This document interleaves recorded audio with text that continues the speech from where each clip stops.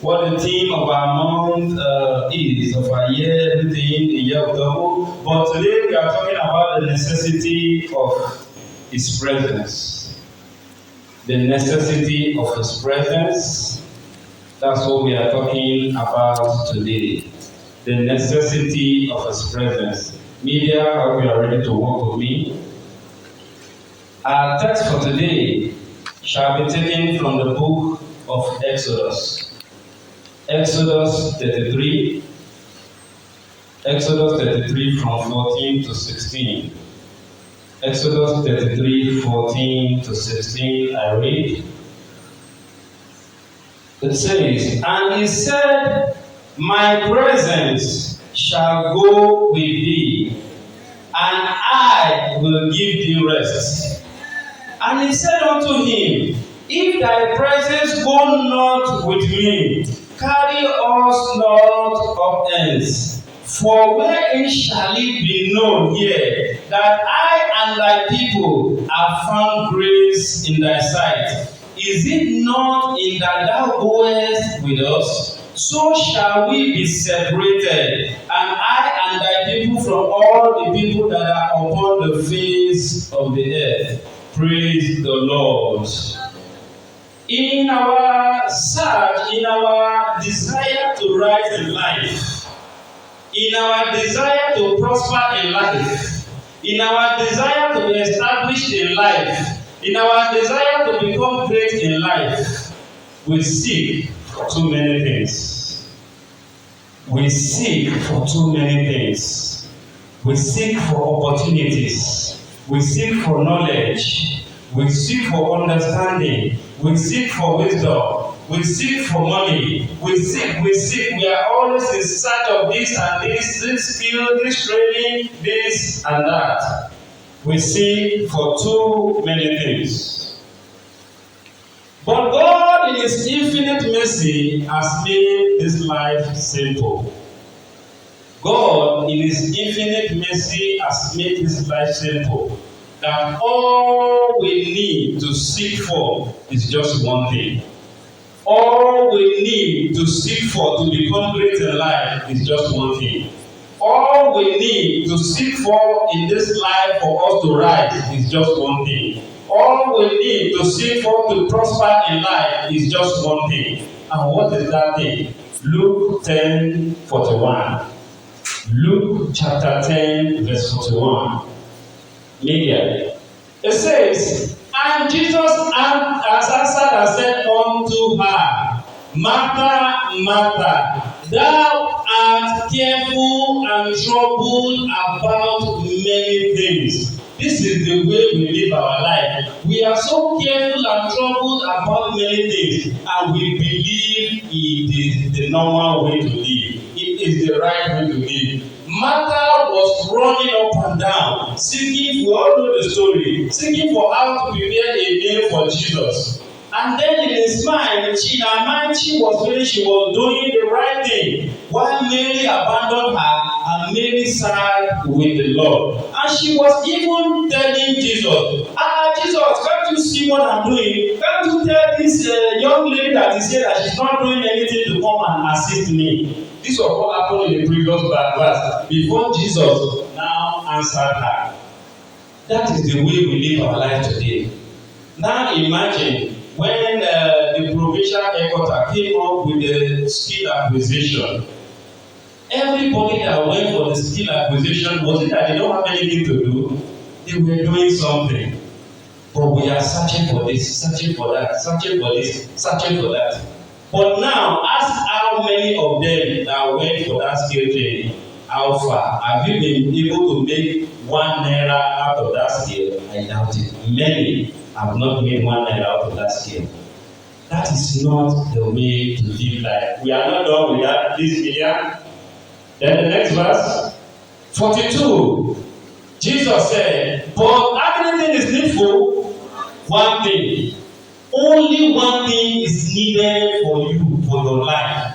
One thing is needed for you to achieve your destiny. Only one thing is needed for you to fulfill your purpose in life. But one thing is needful, and many are choosing that good path. which shall not be taken away from her. Why? Because she abandoned other things and focused on one thing that is needful. Very, very important. And then we see a man right in our text, a man called Moses, who knows what that one thing is. And that is the presence of God. Moses was embarking on a journey to the promised land. And he told God, he said, God, do not allow us to take a step further in this journey without your presence. I will not move an inch without your presence. The presence of God is very, very important to us as children of God. The presence of God is very, very necessary. Without the presence of God, you cannot prosper in this life. Without the presence of God, you cannot fulfill your destiny in this life. Without the presence of God, there are so many things to be deprived of. The presence of God guarantees our safety, our security. It guarantees our prosperity. It guarantees our direction. It is the presence of God that leads us.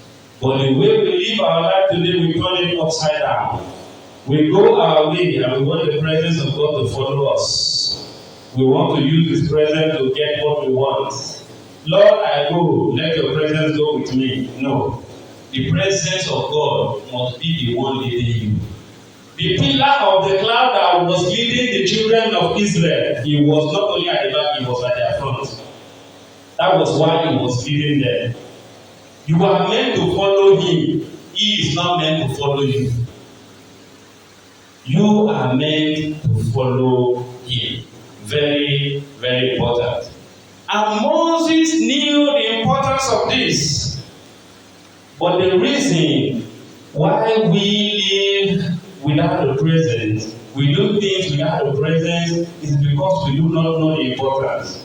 We go into business without the presence. We go into business with the knowledge of the business. We go into business with the skill that we need. We go into career with the knowledge that we need. Everything, we seek everything that we need. But the only thing we fail to go in is with His presence.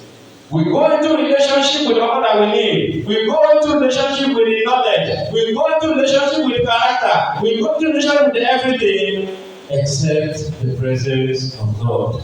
And this is why many children of God fail in whatever they are doing. We need to go with the presence of God. When we are talking about the presence of God, there is one case study that the best case study that we can use in the Bible. The best case study we can use in the Bible is the man called Joseph. When you are going everywhere with the presence of God, everywhere God is leading you, you are following, it becomes impossible for you to be subjected.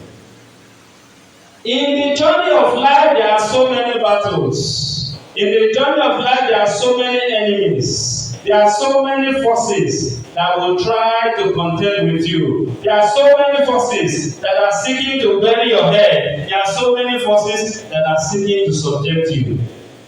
And the only way they can never succeed is when you have the presence of God. You become like a plastic ball inside water.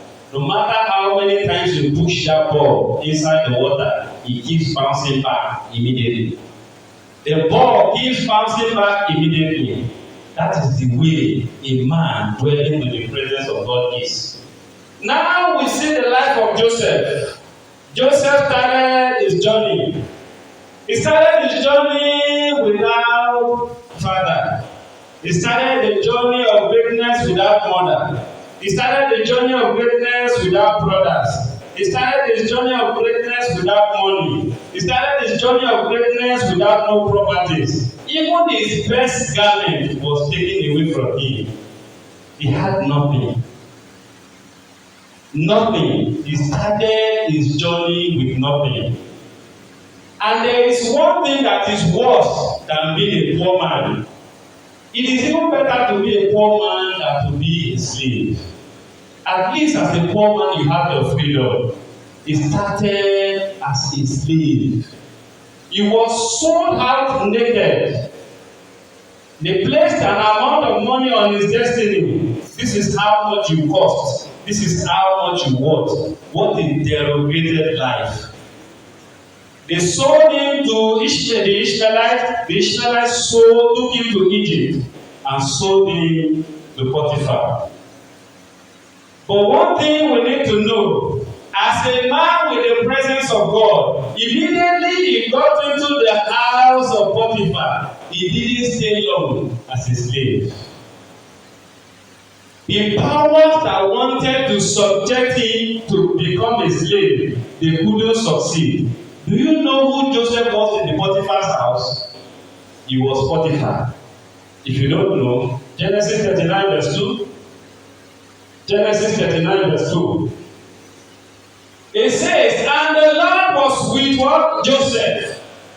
The Lord was with him. What now happened? And he was a prosperous man. How can a man sold as a slave be prospering? He was what? A prosperous man, and he was in the house of his master the Egyptian, verse 3. And his master saw the Lord was with him. His master, an idol worshipper, who does not know God, but saw something unique in him. This was what Moses was saying. Is it not that you go with us that we will be separated and become unique and distinct? That is what the presence of God will do to you. And what? And the Lord, I was with him, and that the Lord made all that he did to prosper in his hand. Verse 4. And Joseph found grace in his sight, and he served him, and he made him who? Overseer over his house. Joseph started ruling those he met in the house. Probably there will be images of Egyptians in that house. There are Egyptians living in that house. Joseph started ruling over them. And all that he had, he put into his hand. Everything in the hand of Potiphar, he put into the hands of Joseph. What is that trying to tell you? Verse 5. Next verse. Okay, and it came to pass from the time that he had made him overseer. Okay, this was why everything prospered in the house. But now, everything Potiphar was doing, he transferred it into the hand of Joseph, and he rested. What does that mean? In the house of Potiphar, because of the presence of God, Joseph entered there and he became the Potiphar. And the powers were angry.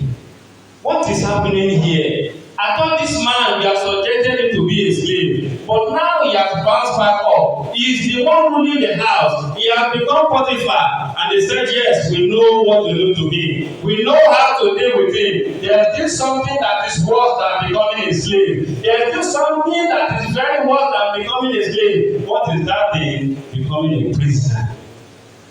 It is still better to be a slave than to be a prisoner.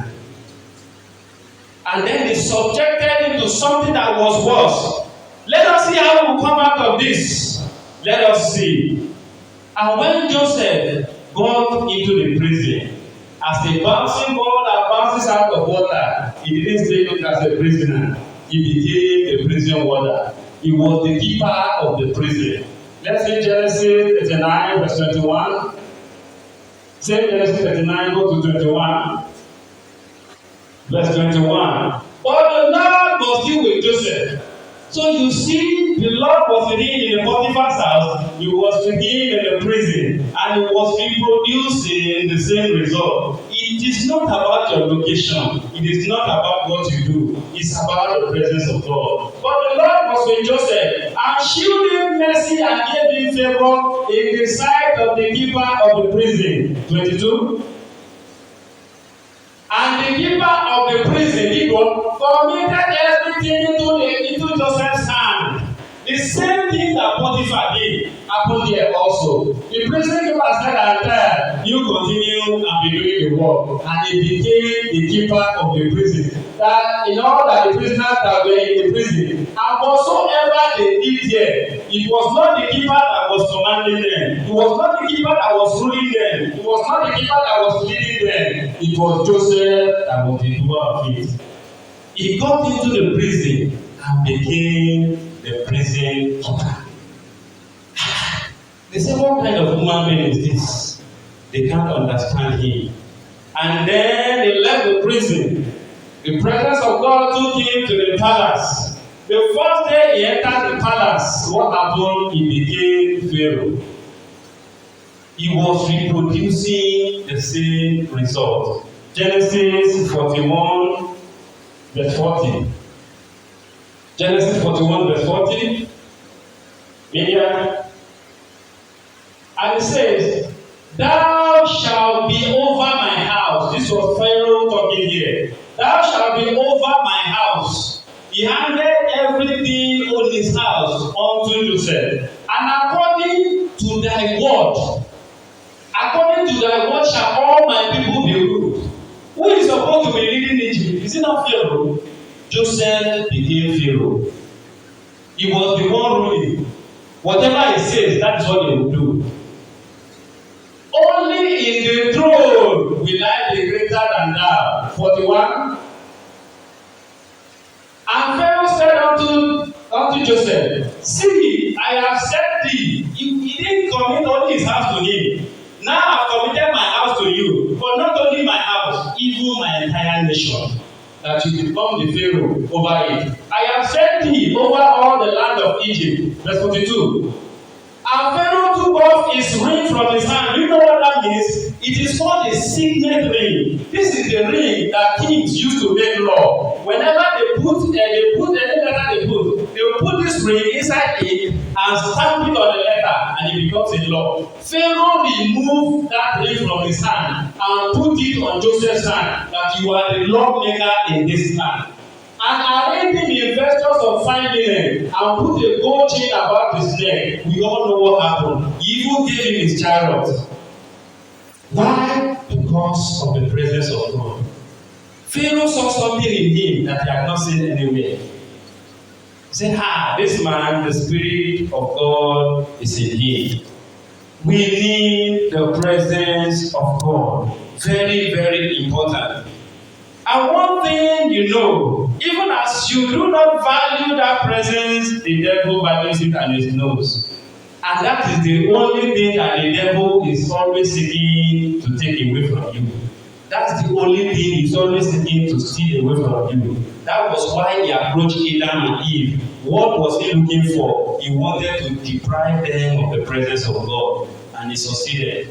The Bible recorded that they were chased out from the presence of God. He did it also for the Israelites. We all know the story. How they went, a king hired a prophet against the land of Israel and said, curse me these people. But he couldn't curse them. And then they said, let us send women to them and let them commit immorality. And the presence of God departed and they died. Exodus 33 verse 3. Let us see, we should be careful. This is a warning. Exodus 33 verse 3 says, unto a land flowing with milk and honey. For I, this is God speaking, for I will not go up in the midst of thee. Why will my presence not go with thee? For thou art a stiff-necked people. Thou art a stubborn people. You don't listen, you don't obey me, lest I consume thee in the way. We need to be careful. Do not allow the devil to take away the presence of God from you. Once you are rid of the presence of God, I don't care no matter what you have, you are empty and defenseless.